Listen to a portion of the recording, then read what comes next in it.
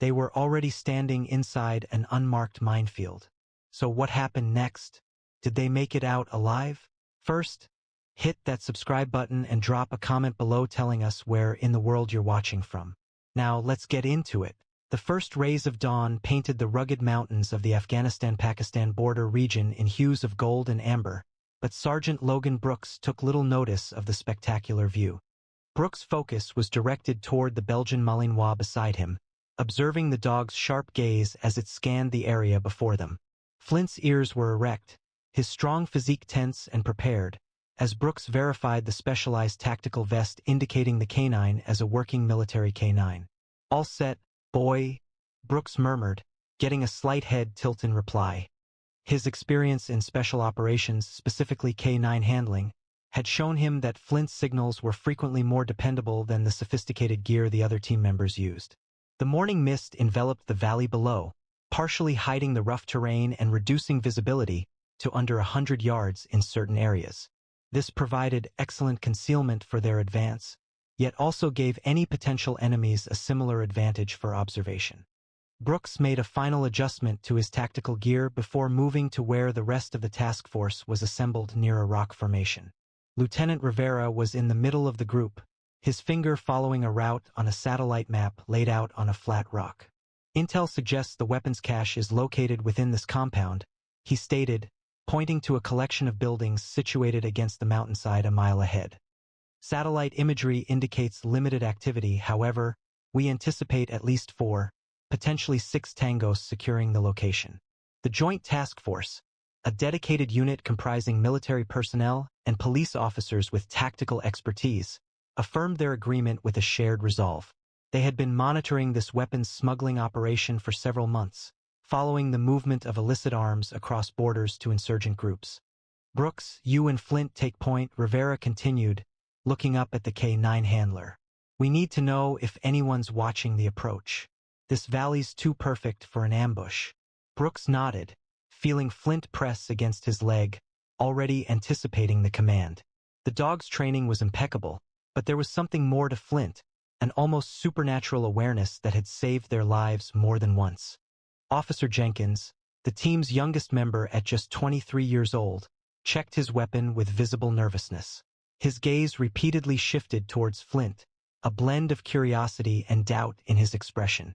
This was his initial deployment with a K9 unit, and Brooks had heard him express reservations about relying on a dog's sense of smell for the mission during the briefing back at base. "We move in 10, Rivera announced, glancing at his watch. "Radio silence once we enter the valley. Standard sweep formation. Maintain vigilance over your assigned areas." While the team finalized preparations, Officer Carter approached Brooks, a rare smile spreading across his weathered face, as he bent down to allow Flint to sniff his hand. "Good to have you two in position," he said softly. "You saved my life in Kandahar. I've never doubted a dog since." The mists enveloped them as they advanced, their boots making a gentle crunching sound on the stony ground. Brooks and Flint held their location, the handler observing their environment as the dog moved with the effortless agility of a predator, nose working constantly. Following them, Lieutenant Rivera tracked their arrangement with accuracy, while Officer Perez, their EOD specialist, assessed the ground with the careful gaze of someone who deeply understood how things could explode. Around 3/4 of the journey to their goal had been completed by the team when Flint's behavior altered. Initially, the change was minor, a slight rigidity in his walk, his tail moving from a relaxed posture to a tense, watchful one. Brooks observed this promptly, his hand rising to signal the team to stop. Years of working together had made him sensitive to even the smallest changes in his dog's actions. The Belgian Malinois advanced 3 more measured steps, then halted suddenly, his posture locking in place, his ears rotating forward, then back, analyzing for sounds undetectable to humans. Brooks observed carefully, attempting to understand the unusual behavior. This wasn't Flint's warning for explosives, nor his response to people. This was something else, something Brooks had never witnessed. The remainder of the team proceeded a few paces onward before noticing Brooks and Flint had halted. Lieutenant Rivera pivoted, his countenance changing from concentrated resolve to annoyance. "Brooks," he indicated through tactical hand signals, What was the reason for the pause? Brooks gestured towards Flint, then used the hand signal signifying an unidentified detection. The dog remained motionless, his focus now directed at the ground ahead, his muscles rigid as if poised to recoil at any instant. Rivera advanced cautiously, positioning himself next to Brooks. "What is it?" he murmured, his voice low. "I don't know," Brooks responded, equally quiet. "This isn't a typical alert." Rivera glanced at his watch, then consulted the map. "We're falling behind." He continued, "It could be wildlife or it might be nothing. We have to proceed." Brooks hesitated, shaking his head. "There's something amiss." "I've never observed him responding in this manner."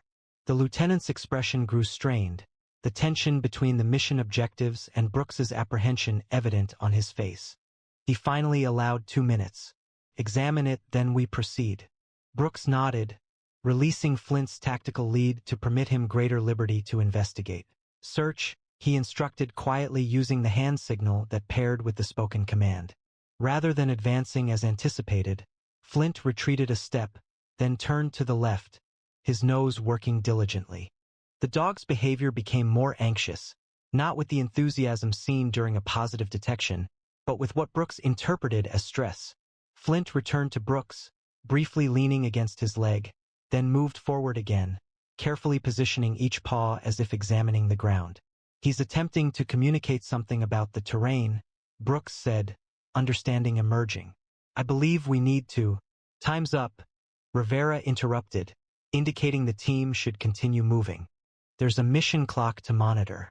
"Sir," Brooks emphasized, keeping his voice low but urgent, "Flint doesn't generate false alarms.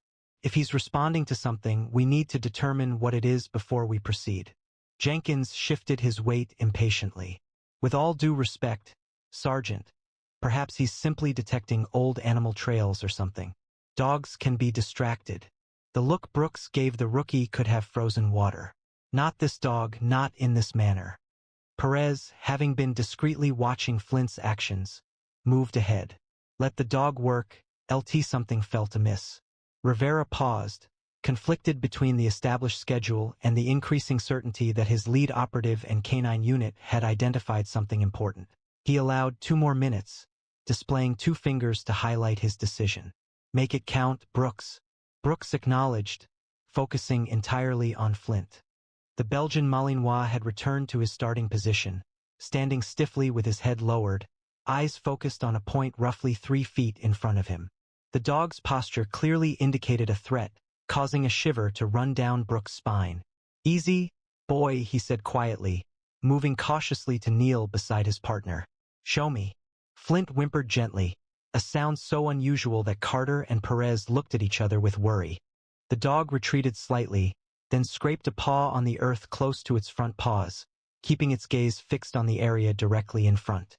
Brooks examined the surroundings carefully, searching for anything out of place. The earth seemed normal, rocky soil with a few scattered plants, much like the landscape they had traversed for the last 30 minutes. There was nothing obviously different, nothing that could account for Flint's unusual actions. "I see nothing," Brooks stated, a hint of frustration in his voice. He trusted Flint completely, but whatever the dog was indicating remained beyond human sight. Perez advanced cautiously, his experience as an explosive ordnance disposal technician providing him with a distinct viewpoint regarding what could be causing the dog's reaction. "May I?" he inquired, indicating the area holding Flint's focus. Brooks nodded, placing a comforting hand on Flint's shoulder as Perez approached with deliberate steps, his gaze systematically scanning the ground. "Hold up," Perez stated abruptly, dropping to one knee. He leaned forward, peering closely at something difficult to see within the soil. With meticulous care, he removed a fine layer of dust from what appeared to be a metallic object reflecting the morning sun. The team paused, watching Perez's work, his movements slow and precise. Following a tense minute, he straightened up, his expression serious. "We have an issue," he stated softly, indicating what he had unearthed. A partially buried, circular metal object roughly 6 inches in diameter. A Soviet-era PMN-2 anti-personnel mine, likely present since the 1980s. The news impacted the team as if it were a physical force. Jenkins's face lost color while Carter briefly closed his eyes, seemingly in prayer. Rivera moved nearer, making sure to precisely match Perez's footsteps. "You're certain?" the lieutenant inquired, although Perez's knowledge of explosive ordnance allowed for little uncertainty. "Positive," Perez affirmed. This was a classic pressure plate design, a truly dangerous device, containing sufficient explosives to cause severe injury and engineered to inflict maximum harm through its fragmentation pattern. He indicated faint markings on the exposed section. It was of Russian manufacture, likely originating from the millions distributed throughout this region during the Soviet occupation. Brooks experienced a feeling of dread as the significance became apparent. "If there's one," he started. "There's never just one," Perez concluded somberly. These were positioned in arrangements, groupings, and rows intended to provide maximum area coverage with minimal exertion. The team became quiet, the severity of their circumstances becoming apparent. Jenkins interrupted the silence, his voice strained with suppressed anxiety. "So, what you're saying is we're located within a minefield," Carter said directly. "One that isn't shown on any of our intelligence maps." Rivera unfurled the topographical map, examining it with increased urgency. "No markings show a minefield in this region. This valley was expected to be safe. It has been utilized by local shepherds for years. Last year's monsoon season," Perez proposed, while assessing the surrounding landscape with fresh perspective. "Intense rains causing flooding in the upper valley might have revealed previously buried ordnance or altered the soil sufficiently to uncover what time had concealed." Brooks looked at Flint, a wave of realization flooding his mind. "That's what you were trying to tell me, wasn't it, boy?" he asked.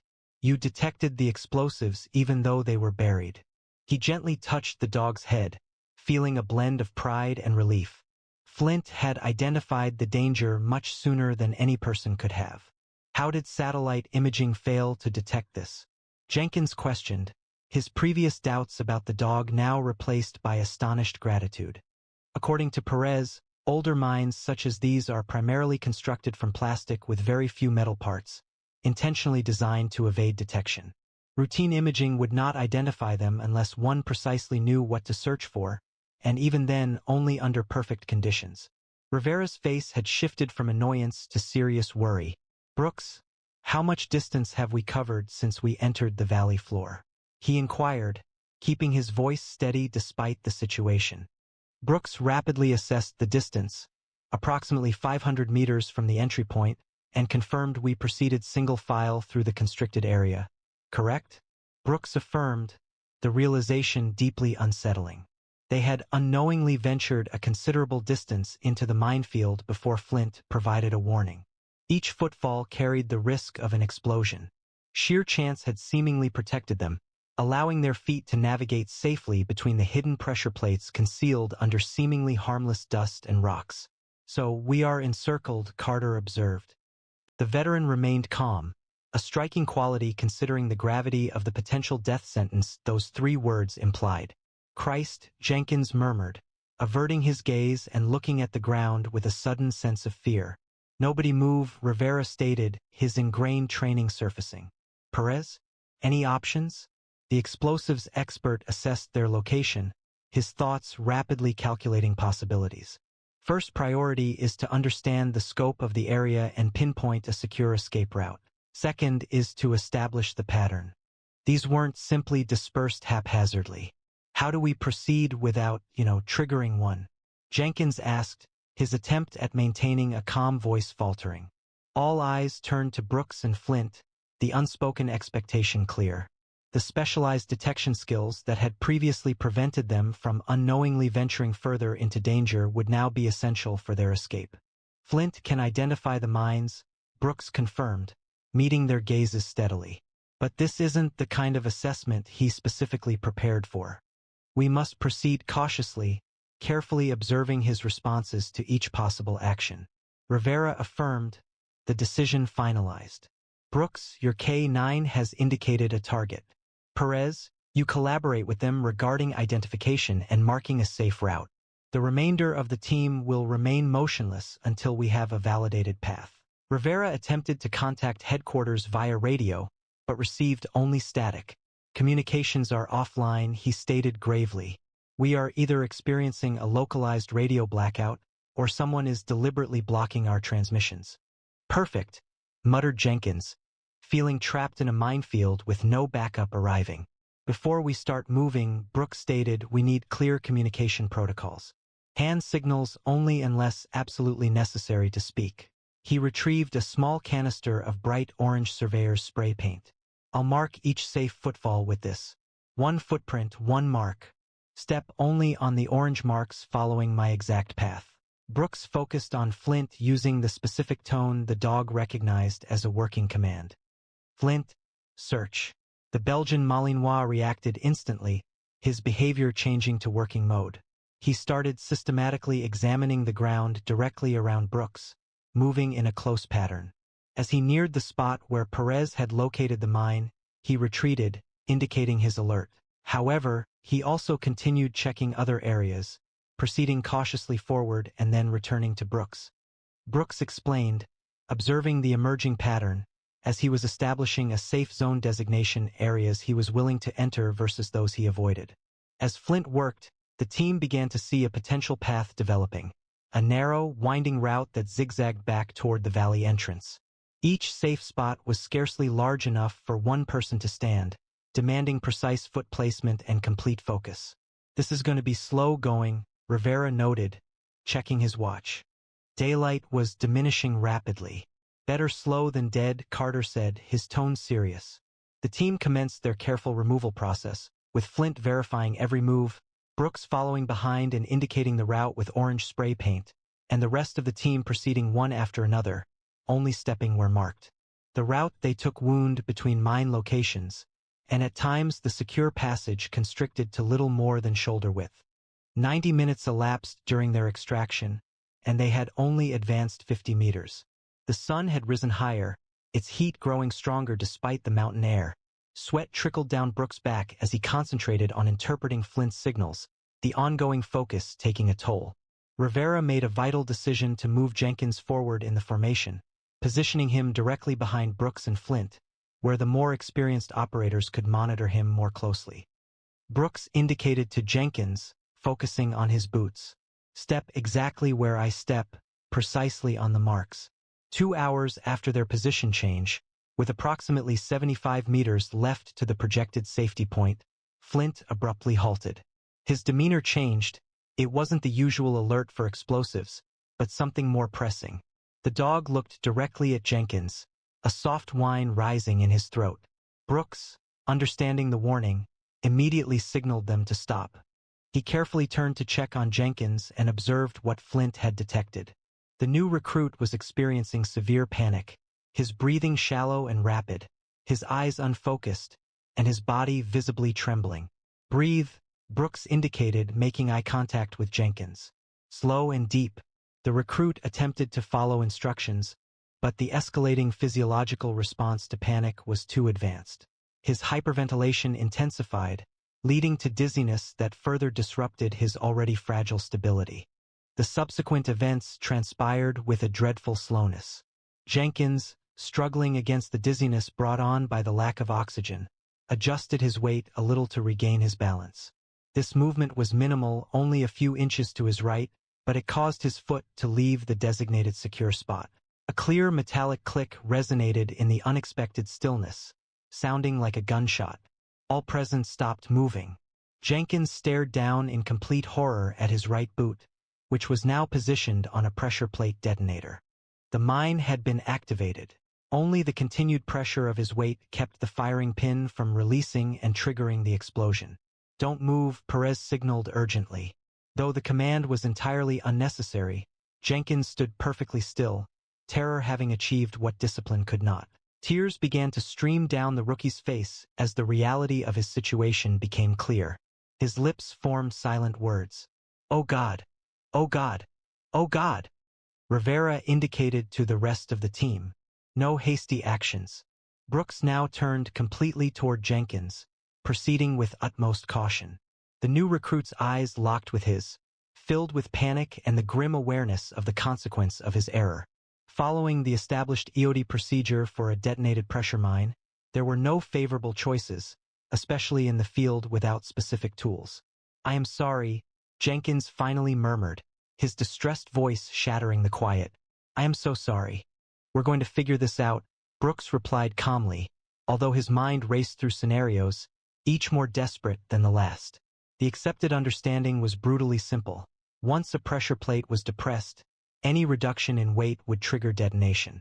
Jenkins couldn't move, couldn't be moved, and couldn't be saved by any established procedure. "I don't want to die," Jenkins sobbed, his composure now completely shattered. "Please, I don't want to die here." Brooks made a decision that went against every protocol and procedure. "I'm coming to you," he told Jenkins quietly. "Stay absolutely still." He instructed Flint to hold position, then began carefully moving sideways from their established path, placing his feet with precision developed from years operating in hostile environments. Brooks deviated from the established route, forging a new path. He wagered his knowledge of the mine placement pattern would allow him to reach Jenkins' location safely. "Brooks, negative." Rivera issued a direct signal. "Return to the secure route immediately." Brooks disregarded the command, his concentration unwavering as he narrowed the gap to Jenkins. The rookie's gaze was fixed on him, his face showing a conflict of hope and fear. "What are you doing?" Jenkins spoke, tears still running down his face. "You'll die too." Not intending to, Brooks responded with a composure he didn't completely possess. He approached Jenkins and carefully placed himself next to the rookie, their shoulders nearly touching. "Now, I require you to concentrate. Are you able to do that for me?" Jenkins nodded unevenly, trying to get his breathing under control. The rookie's complexion was pale, his eyes displaying the awful understanding of his circumstances. "Perez," Brooks called softly, "I need your assessment. PMN-2 specifications, pressure requirements, detonation timing." The EOD specialist performed a series of careful calculations, his expertise clear in the methodical way he analyzed the visible portion of the mine beneath Jenkins's boot. Standard PMN-2 requires between 8 to 12 pounds of consistent pressure to prevent the firing pin from releasing, Perez explained, his voice steady despite the seriousness of the situation. Upon activation, any substantial decrease in pressure will result in detonation. The triggering process is mechanical, not electronic, meaning there's no timer or delay. The action and reaction are immediate. Rivera remained in place, his expression resolute. "Options?" he inquired directly. Perez subtly shook his head. "Standard explosive ordnance disposal procedure for activated pressure plates in the current environment lacking specialized tools is..." He paused, looking towards Jenkins. "Say it," Jenkins murmured, his voice strained. "Evacuation of all personnel to minimum safe distance, followed by controlled detonation," Perez concluded, the routine protocol seeming like a final judgment when voiced. "So I'm dead?" Jenkins asked quietly, new tears forming in his eyes. "There's no escape. There's always a way," Brooks insisted confidently. "We simply haven't discovered it yet." From his location on the designated trail, Flint whimpered quietly, his focus on Jenkins and the pressure plate under his foot. The dog's ears were alert, his body rigid but contained, observing the circumstances with a focus that Brooks understood from their most difficult detection exercises. "What about a weight shift?" Carter proposed from his position. "Substitute his boot with a matching weight at the same time?" Perez thought this was theoretically possible, but practically it would be incredibly difficult to perform with the required precision. The timing involved was measured in milliseconds between the removal and replacement of weight, with the need for exact pressure matching. Brooks observed Flint's sudden movement as he left his hold position to cautiously approach Jenkins. The dog's actions were intentional and purposeful, reminiscent of the behavior Brooks had witnessed only during their most intricate detection tasks. "Flint, hold," Brooks said gently, unsure of his partner's intentions. This was the second time that day the Belgian Malinois disregarded a direct command, proceeding with his cautious approach until he arrived at Jenkins' location. With meticulous care, Flint moved around the rookie, examining the pressure plate from various perspectives, his nose working constantly. "What's he doing?" Rivera questioned, observing the dog's atypical behavior. According to Brooks, Problem-solving involved recognizing a pattern, which sparked a glimmer of hope as he's seen this before during complex detection scenarios. He was analyzing variables. Much to everyone's astonishment, Flint descended to the ground and carefully extended his muzzle toward Jenkins' boot, sniffing delicately around the edges where it met the pressure plate. Perez observed, with growing amazement, as he measured the pressure distribution, carefully assessing how the weight was balanced across the mechanism. Flint finished his inspection and then looked directly at Brooks. Their years of partnership enabled communication that went beyond words or typical signals. The dog's intent was clear. He had a solution.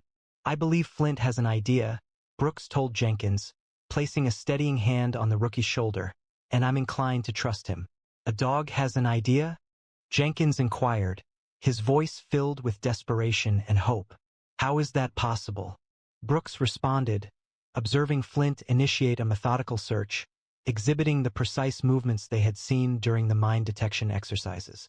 Following several minutes of intense observation, he neared a small collection of rocks approximately 10 feet distant, scrutinizing them with remarkable concentration before choosing a specific stone with his teeth. Flint resumed his position at Jenkins, the rock held carefully but securely in his mouth. It was approximately the size of a baseball, possessing a fairly flat surface on one side. The dog looked straight at Brooks, obviously anticipating help. "I believe he's attempting to fashion a weight substitute," Brooks stated, understanding emerging. The stone was intended for the boot, designed to maintain pressure on the plate. Perez's eyes widened. That's indeed a workable solution. Should the stone possess a weight distribution comparable to Jenkins' foot and be positioned with enough accuracy, it might sustain suitable pressure on the firing pin. But how do we perform the substitution without causing detonation? Carter inquired. The timing would need to be flawless. A heavy atmosphere of apprehension filled the space as they readied themselves for the precarious procedure that would decide whether Jenkins lived or died. Brooks positioned himself beside the new recruit, mindful of his own stability on the uneven ground and ready to help with the shift in weight.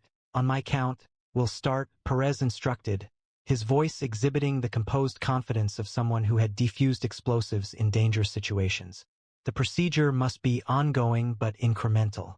Avoid abrupt actions, avoid pauses. Flint stood close, still holding the chosen rock in his mouth. The Belgian Malinois focus was unwavering, his disciplined stillness masking the intelligence evident in his amber eyes. "Flint, ready," Brooks commanded quietly. The dog advanced with a precision that would have impressed a surgeon, carefully positioning himself directly in front of Jenkins' trapped foot. "The firing pin mechanism is located approximately here," Perez stated, pointing to a spot just behind the center of Jenkins' boot. "That's our critical pressure point. Maintaining a consistent force during the transition was crucial." Brooks nodded, then turned to Flint. "Place it," he instructed. With meticulous care, Flint lowered his head and positioned the stone beside Jenkins' boot, ensuring the flat side faced the pressure plate. The dog's placement was remarkably accurate. The stone was situated exactly where Perez had specified the firing pin mechanism would be. "Perfect," Perez exhaled, observing with amazement. "Absolutely perfect positioning." "Now comes the tricky part," Brooks told Jenkins. "I'm going to stabilize your leg while Flint and Perez manage the weight transition. Your job is to remain absolutely still until instructed, then lift your foot with extreme care when the signal comes. Understand?" Jenkins nodded, his face set with determination despite the fear that was still evident in his eyes. "I understand." What followed was perhaps the most remarkable display of canine intelligence and control any of them had ever witnessed. Jenkins slowly lessened the load from his toes, and Flint meticulously altered the force on the stone with a precision that appeared beyond an animal's capability. The dog predicted each tiny decrease, reacting immediately to keep a steady pressure on the essential trigger point. 90% transferred, Perez stated, his usual composure fading to show real astonishment. "The stone is now supporting nearly all the weight." "Final phase," Brooks affirmed. "Jenkins, on my mark. Extend your foot straight back. Execute a smooth, controlled movement. Flint will keep the pressure on the stone." Jenkins inhaled deeply, concentrating entirely on the impending motion. 3, 2, 1, begin, Brooks counted down. With painstaking slowness, Jenkins started sliding his foot backward, keeping contact with the ground as he gradually lifted from the pressure plate. Flint applied increasing pressure on the stone, his strong neck and jaw muscles functioning with accuracy to uphold the precise force necessary to avert detonation. Time appeared to elongate, seconds becoming an endless span as the final extraction took place. Silence permeated the air. The entire world contracted to this singular focus. A man's boot shifted backward, millimeter by millimeter, while a dog held the danger at bay with only the strength of his jaws and the intelligence in his amber eyes. After a time that felt like hours, but was likely only 30 seconds, Jenkins's foot finally moved completely off the pressure plate. The stone stayed in place, Flint keeping constant pressure with unwavering concentration. Clear, Perez announced, his voice quiet. Foot is free of the pressure plate. The stone continues to hold the trigger suppression. In an action that astonished even Perez, the Belgian Malinois initiated a deliberate retreat. Initially, he made a slight adjustment to the stone's position, confirming its precise balance on the pressure plate.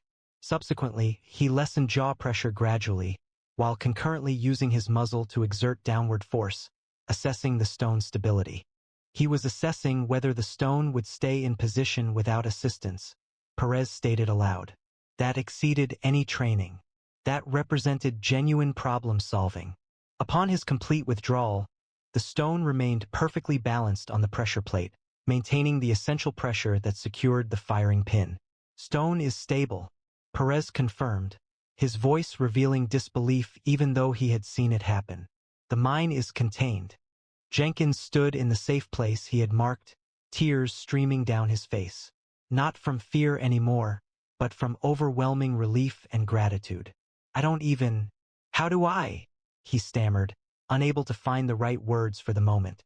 You'll thank him later, Rivera said, his earlier skepticism replaced by undisguised amazement. For now, let's keep mining while we're lucky. Continuing their deliberate advance, Flint abruptly changed direction, guiding them toward a lateral valley extending from their present location. Subsequent examination revealed disrupted ground, suggesting recent human presence. Footprints displayed a loaded weight distribution, indicative of individuals transporting substantial items. Rivera deduced these are the weapon smugglers. They're employing the side valley as a transit route. They are aware of the minefield. They're utilizing it as a deterrent.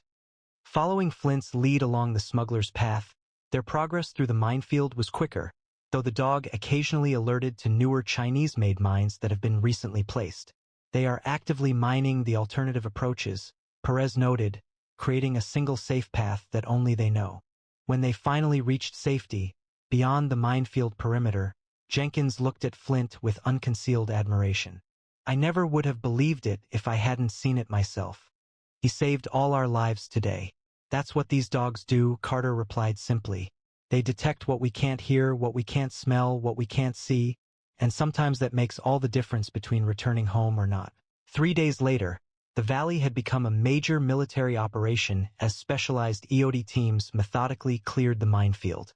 A total of 27 weapons crates were found, more than 300 mines were located, and information connecting 3 distinct terrorist organizations to the smuggling route was gathered.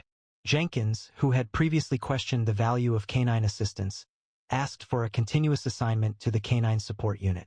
Brooks anticipated this. The new recruit had grasped the fundamental principle of canine operations. Rely on your dog, Brooks stated succinctly, particularly when, and most importantly, you are uncertain about what they are indicating. Have you ever observed an animal identify a hazard that humans failed to notice? Service animals, such as Flint, have remarkable senses that enable them to recognize dangers well before we can perceive them. Would you place your life in the hands of a canine like Flint during a critical situation? This story showcases the remarkable capabilities of military working dogs, but canine units globally routinely achieve feats of detection and intelligence that appear almost supernatural to first-time observers. If this incredible story of canine heroism impressed you, please like the video and subscribe to our channel for more extraordinary canine tales. Click the bell icon to turn on notifications so you never miss our daily uploads. Please share this video with friends and family who enjoy remarkable stories about working dogs and the handlers who trust them with their lives. Don't miss our previous canine stories appearing on screen now. We'll see you tomorrow, same time, for another brand new video. During the national championship match, a police dog's persistent barking at a soccer ball was initially dismissed by security officials as an overreaction. However, one officer trusted his partner's instincts and uncovered something that stunned the entire stadium. What was concealed within that seemingly ordinary ball? Before we delve into today's story, please share in the comments where you're watching from. If you appreciate remarkable police dogs and stories similar to this one, please subscribe. Don't miss future content. The autumn sun cast long shadows across Lincoln Memorial Stadium as 60,000 fans poured through the gates, their excited chatter filling the crisp Chicago air. This wasn't just any soccer match. It was the national championship final, with Chicago's hometown heroes facing their bitter rivals from New York. Amidst this controlled chaos, Officer Isaac Tate straightened his uniform cap and surveyed the expanding crowd, his practiced eyes noticing everything. Beside him, Dash, a sleek German shepherd with attentive ears and intelligent eyes, kept a precise heel position despite the intense sensory overload of the stadium. Another sweep of the south entrance, then we'll check the locker rooms again, Isaac stated into his radio, receiving a crackled confirmation from dispatch. He looked down at Dash with a smile. "Ready to work, partner?" Officer Tate called from behind them. Isaac turned to see Chief Williams approaching, his silver-streaked hair and commanding presence eliciting respectful nods from security personnel nearby. "Everything secure so far?" Isaac responded, straightening slightly. "Dash and I have completed 3 perimeter sweeps and verified all access points. We are proceeding to the field level now for a final inspection before kickoff." Williams acknowledged, his gaze turning to Dash. "Still our department's invaluable asset, I see." The chief's faith was well-founded.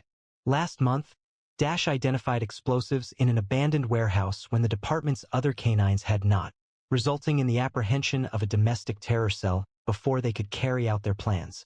As Williams left, Isaac and Dash proceeded toward the player tunnel, moving with practiced efficiency through the pre-game preparations. The VIP boxes would be filling now, and the teams would soon emerge for warm-ups. As Isaac led Dash through the stadium corridors, his mind recalled their first meeting 4 years ago at the Chicago Police Department's specialized K-9 training facility.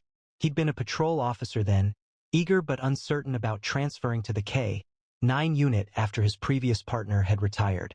That day, the training sergeant presented 5 German shepherds, all remarkable animals boasting impressive histories. However, upon Dash's entry into the room, a distinct difference was apparent. Whereas the other dogs vocalized or investigated, Dash remained seated, his amber eyes observing each handler with an apparent intelligence bordering on human. "This one's special," the sergeant remarked, his voice rough but laced with respect. Having completed his training at the top of his class in detection work, he has specific preferences regarding his handlers. He has already declined 3 officers. Isaac recalled kneeling to meet Dash at eye level, the room becoming quiet as they studied each other. "Hey there," he said softly. "Do you think we could work together?" To everyone's astonishment, Dash stood, walked directly to Isaac, and sat beside him, leaning against his leg. The selection had been made not by the department but by Dash himself. Just 6 months following certification, Dash and his team encountered their first significant case. While responding to a standard call concerning unusual behavior at a storage facility, Dash bypassed the apparent storage units and instead focused on a parked delivery van that appeared ordinary. His continued warnings resulted in the uncovering of a large fentanyl shipment concealed within hidden spaces, a quantity capable of triggering hundreds of overdoses. The case resulted in commendations for them, but more significantly, it solidified Isaac's complete faith in Dash's intuition. Repeatedly, when Dash signaled a problem, he proved accurate. Even when conventional reasoning suggested a different outcome, the initial players exited the tunnel to scattered applause from those arriving early, their cleats making a rhythmic clicking sound against the concrete before reaching the gentler turf. Following closely were the equipment managers, maneuvering carts filled with training gear, medical supplies, and the official match balls. Dash, having just completed a final inspection of the bench areas, abruptly stiffened. His demeanor transformed from relaxed professionalism to sharp alertness in a fleeting moment, a change so delicate that only Isaac would have perceived it. "What is it, boy?" Isaac murmured, observing the shift. Dash moved 2 measured steps toward the cart, his nose actively working, examining something undetectable to the average person. Isaac followed, appearing relaxed but carefully observing his colleague. The shepherd's ears were now standing straight up, his posture changing from interested to worried. "Everything okay, officer?" inquired one of the stadium security supervisors, a large man named Reeves, who liaised with the police for significant events. "Just checking something," Isaac replied, observing the equipment manager begin distributing balls for the warm-up. As the man opened the ball bag, Dash's behavior became more pronounced. His back stiffened, and his breathing pattern shifted. With practice balls laid out on the field, Dash began tracking one particular ball with unusual focus. His typically disciplined demeanor softened, revealing more insistent body language, a behavioral signal as if trying to communicate something important to Isaac. "It's likely just the scent of the new balls," Reeves offered, gesturing dismissively. "These championship balls are fresh from the factory, a special design for the final. Dogs probably detect the adhesive or something similar." Isaac nodded politely, but he sensed something was amiss. The balls may be new, but Dash had encountered soccer equipment countless times during stadium patrols. He had never exhibited any interest previously. Isaac instructed Dash and heel, deciding to watch for a little longer before alerting anyone. The shepherd obeyed, though his focus remained on the ball, now being moved between players practicing. "Officer Tate, your radio crackled. Status report?" Isaac responded, all clear on field level, although a growing concern troubled his thoughts. Was he overlooking something? When Dash whimpered quietly, a sound he seldom made during work, Isaac chose to report the incident. Supervisor Reeves observed that my K9 was displaying unusual interest in one of the game balls. I asked if I could examine it. Reeves frowned, glancing at his watch. "We're 30 minutes from kickoff, Tate. The commissioner and network executives are already concerned about the schedule." He implied the seriousness of the situation. False alarms at high-profile events were career-damaging mistakes. It was likely nothing, Isaac admitted, although the statement felt incorrect the instant he spoke it. "We will monitor the situation." The stadium exploded with sound as both teams ran out of the tunnel for the official commencement of the match. The referee went to the ball bag, choosing the game ball, the same one that had activated Dash's alert during warm-ups. As soon as the ball was positioned at center field, Dash's body stiffened again. His ears rose, and a quiet whine began in his throat. "Easy, boy," Isaac murmured, maintaining a hand on Dash's harness while reaching for his radio. "Dispatch, this is Officer Tate. My K9 is still alerting to the game ball, requesting an additional K9 unit to confirm." "Tate, this is Supervisor Reeves. Negative on that request. We cannot interrupt a national championship match without concrete evidence." Isaac felt frustration growing as he observed the ball being passed among players on the field. Dash's focus remained unwavering, his head moving deliberately to follow the questionable ball, his posture becoming more insistent. "With all due respect, sir, Dash has never been mistaken," Isaac insisted. "And I've been responsible for security at the stadium for 15 years, Reeves interjected. "Unless that ball detonates or begins to release a substance, we are proceeding with the match." Isaac activated his radio to a different frequency. "Officer Aaron Vargas, this is Tate. Do you read?" A short delay passed, then Aaron's voice responded. "Copy, Tate. Could you please make your way to section 114 where I am located? I need a second opinion on something." As play continued on the field, Isaac noticed something odd. A maintenance worker in stadium uniform was exhibiting unusual attentiveness to the game, not observing the players like a fan would, but focusing intently on the ball itself. The man's gaze followed the same trajectory as Dash's, tracking the suspicious ball with unnatural focus. Officer Aaron Vargas arrived, her canine partner Rex, a Belgian Malinois, recovering well. "What have we got?" she asked quietly. Dash has been alerting to that game ball since warm-ups, Isaac explained, pointing discreetly. The one with the small scuff on the logo panel and that maintenance guy by the tunnel is paying way too much attention to it. Erin studied the situation briefly. Reeves shot you down? She asked. Completely, Isaac confirmed. Concerned about potentially impacting the game's flow, they continued their discussion when a forceful tackle brought down a New York player, prompting the referee to signal a free kick.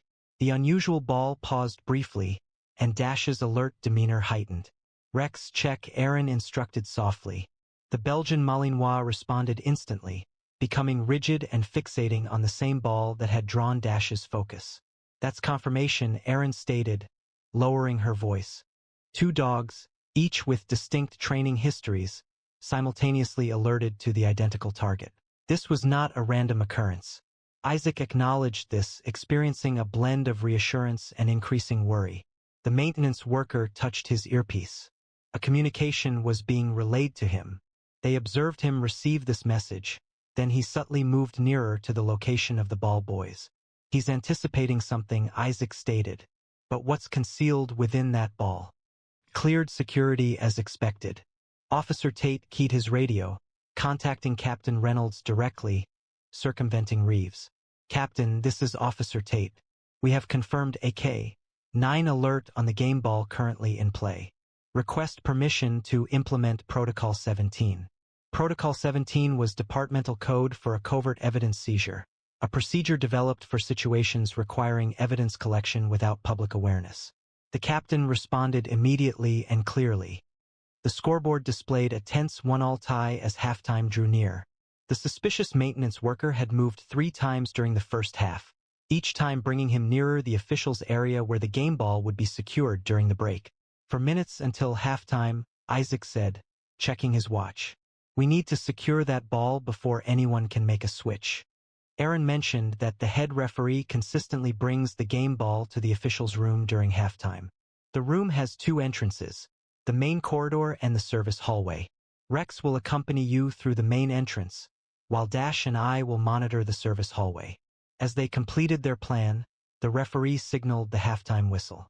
The audience's noise changed as spectators went to concessions and restrooms. On the field, the referee gathered the game ball, securing it beneath his arm as both teams ran towards the tunnels. Isaac and Dash proceeded calmly through the service corridor, utilizing their credentials to enter restricted areas. They established themselves in a recess, providing a clear view of the officials' room's back entrance. Dash remaining perfectly still, even with his apparent wish to follow the ball's scent. The target was in motion. A maintenance worker was proceeding towards the service corridors, carrying a duffel bag. Erin's voice reported in his earpiece. Within less than a minute, the maintenance worker appeared, walking with deliberate steps down the service hallway. The man's expression was calm, but Isaac observed slight indicators of tension, including slightly rapid breathing, automatic scanning of the environment, and a firm hold on the duffel bag. The worker halted at the corner, waited for a stadium employee to move out of sight, and then headed toward the official's room. Rather than going in, he stood close by, feigning inspection of an electrical panel while visibly observing the door. Within the official's room, the referee team was examining first-half occurrences on a tablet. The game ball remained on a small table, briefly overlooked as the officials discussed a disputed offside call. Captain Reynolds spoke softly into his radio. Request distraction protocol at the official's room. Need 30 seconds. Copy that, Tate. Tate responded. Distraction incoming. Within less than a minute, a security officer approached the official's room from the main corridor, knocking urgently. Gentlemen, we need an immediate clarification for the VR team. There's a technical issue with the goal review. As the officials followed the security officer toward the main VAR station, Isaac took advantage of the diversion.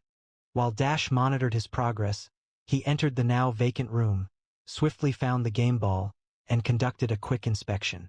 Visually, the ball appeared standard. However, when Isaac applied slight pressure to certain areas, he observed an anomaly. The ball's surface responded differently compared to typical equipment. As he ran his fingers across the seams, he discovered a nearly imperceptible alteration, a section that had been skillfully resealed. "Aaron," he murmured into his radio. "I possessed the ball." There was clearly something contained within. It had been altered by professionals. Acting swiftly, Isaac made a small cut along an existing seam. Looking inside, he observed what seemed to be a tightly wrapped package fastened to the inner bladder. "We have contraband," he confirmed. He exchanged the suspicious ball with an identical one from team equipment stock and exited the room just before the officials returned. Within the security command post, Technical Officer Zhang examined the ball. The image displayed on the screen prompted silence among those present. The X-ray showed a complex alteration to the ball's internal design, a refined cavity situated between the synthetic leather exterior and the internal bladder. High-grade synthetic opioids were indicated by the density pattern, Zhang verified, adjusting the image to highlight specific regions. "The skill of the construction is truly impressive. Observe how they've redistributed the weight to maintain proper flight characteristics. The ball would bounce, spin, and travel identically to an unmodified one." He pointed to several specific features on the screen. "Note these reinforcement structures. Carbon fiber elements were included to maintain ball integrity during play. And this secondary bladder ensures proper inflation pressure despite the reduced air volume. This was not some rushed amateur job. This is a highly sophisticated undertaking," Aaron observed, examining the image with increasing worry. "They would require specialized equipment," Zhang clarified. This included industrial-grade heat welding tools, precision cutting implements, and likely custom molds to maintain the spherical shape's integrity. "We are discussing an operation demanding substantial resources and technical skills," he continued. "And the drugs themselves?" Captain Reynolds asked. Zhang explained that the synthetic opioids were in a crystalline form, specially processed to eliminate scent markers typically identified by canines. This is why standard security protocols failed to detect them. He estimated a street value of at least $3 million for this quantity, including impurities. "Not just any game ball," Captain Reynolds observed, his face serious. "The one certain to be broadcast on national television for 2 hours, handled exclusively by officials and players, and considered entirely beyond reproach, the ideal Trojan horse."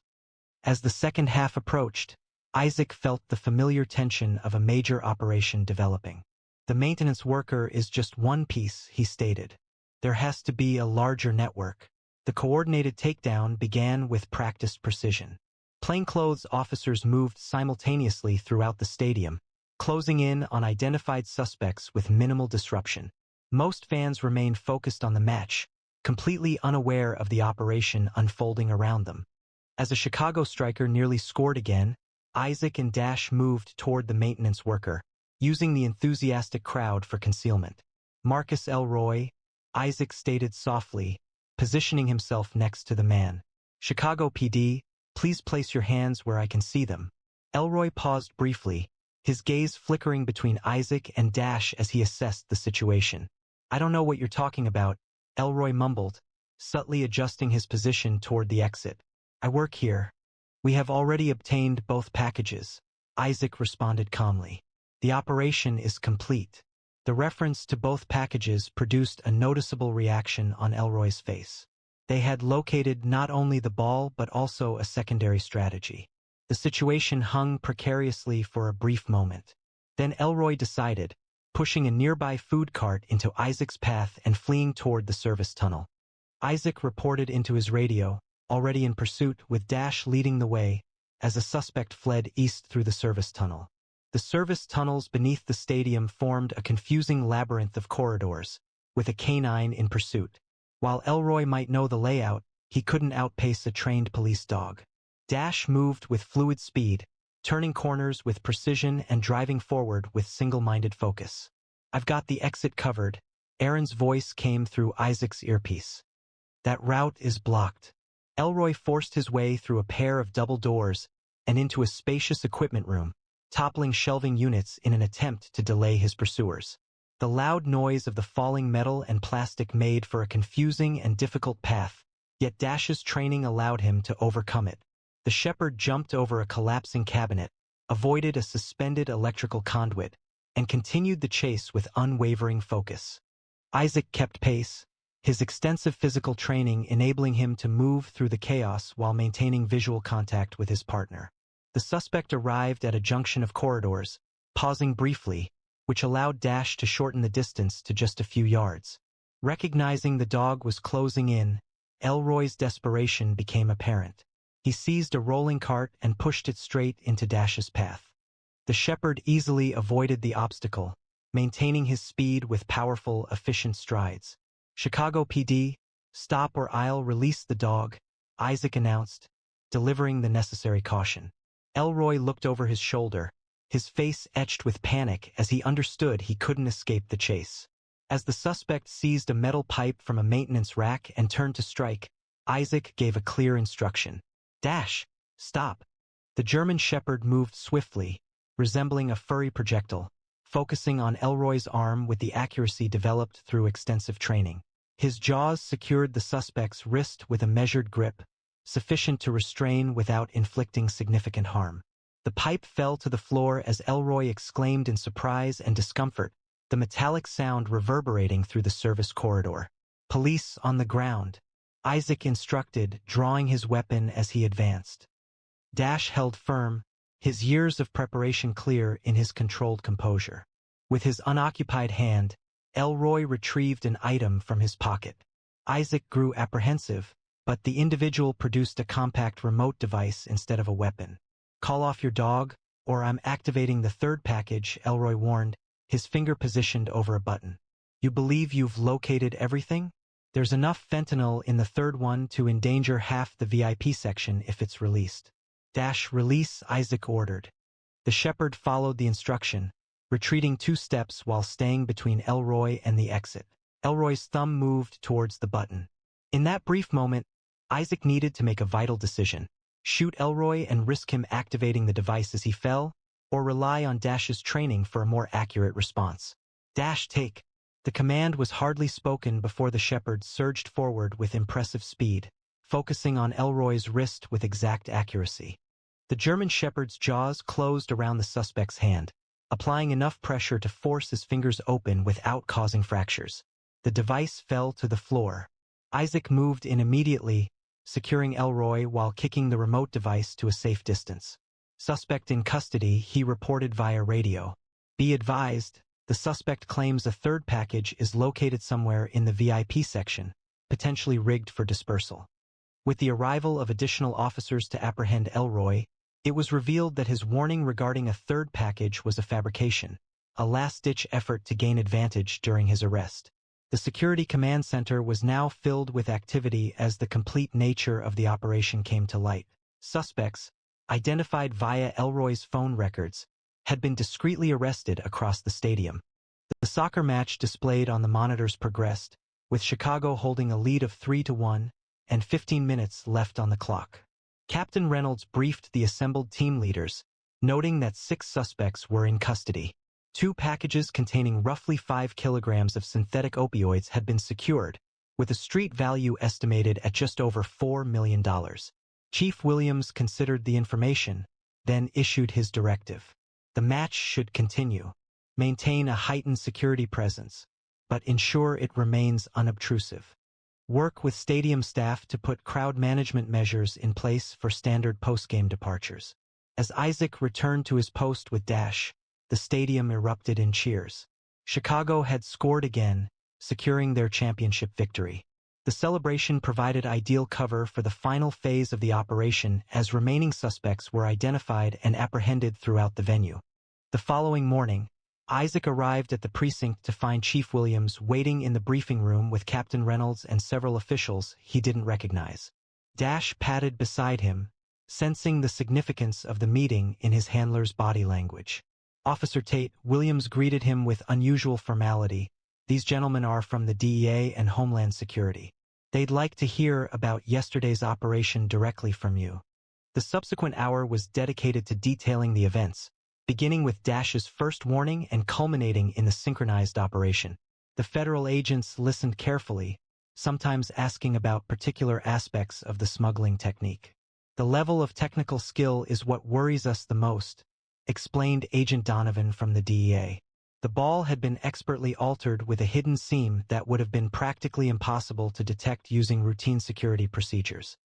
The internal bladder underwent redesign to accommodate the package while preserving proper inflation pressure and bounce characteristics. Information received from the suspects has already proven valuable, Captain Reynolds announced. Elroy activated his contacts upon learning about the additional charges.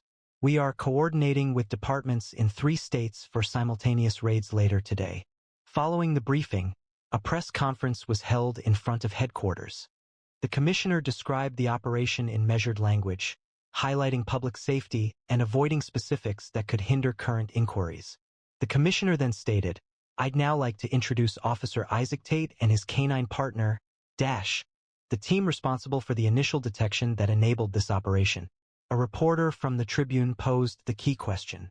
"Officer Tate, we've been informed that your canine alerted to something that security screening overlooked. What prompted you to follow his indication despite supervisor's initial dismissal?" Isaac hesitated, formulating his response thoughtfully. "In the 4 years together, Dash has never been incorrect when he alerts to something, not once. Our partnership functions on mutual trust. When he indicates something is amiss, I have faith in him, even when I cannot perceive the issue myself." That afternoon, as the workday concluded, Supervisor Reeves came to Isaac's desk. "Officer Tate," Reeves began, appearing uneasy, "I owe you an apology.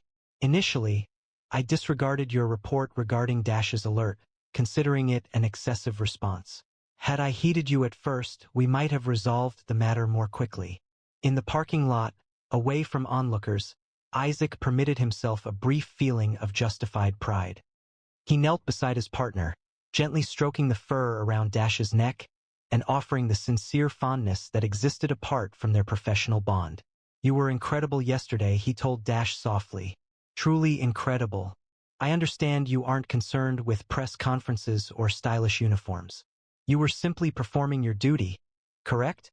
Dash's tail moved slightly, his brown eyes locking with Isaac's, reflecting the strong connection that had defined their partnership from the start. Leaving the precinct, Isaac considered how what began as a standard security detail had evolved into a pivotal operation for them both. If successful, the smuggling attempt would have created a route for illicit narcotics to reach communities in several states. The resulting harm to people would have been devastating, all averted thanks to a single determined dog's persistent barking at a soccer ball. Have you ever observed an animal detecting something that humans didn't notice? A remarkable instance occurred during a championship soccer game when a police dog named Dash persistently barked at a game ball that appeared normal. Officer Isaac Tate, Dash's handler, was presented with a challenging decision. Should he disregard his partner's reaction as a misjudgment or rely on the instincts that had proven reliable throughout their 4 years together? What action would you have taken if you were Officer Tate? How do you find the strength to uphold your beliefs when those nearby question them? Or, for example, the persistent barking of your canine companion? We are intrigued by the unique relationship between working dogs and their handlers. Have you ever seen this remarkable connection between a working dog and their handler? Or have you experienced a comparable bond with your own pet? Many of us have accounts of animals detecting danger before humans could recognize it. From dogs alerting to health emergencies to pets behaving strangely before natural disasters, what experiences have you had with animals detecting things beyond human senses? Share your stories in the comments below. If you enjoyed this incredible story of Dash's remarkable detection abilities, be sure to subscribe and turn on notifications so you never miss our weekly releases featuring the extraordinary achievements of police canines around the world. Please share this video with friends who value the exceptional abilities of working dogs and the committed officers who work alongside them. View our past stories about canine heroes, which are currently showing, including the inspiring story of a bloodhound that located a lost child across many miles of wilderness, and the bomb detection dog who secured a hospital during a critical threat. Each canine possesses a distinctive story of bravery, intelligence, and steadfast loyalty.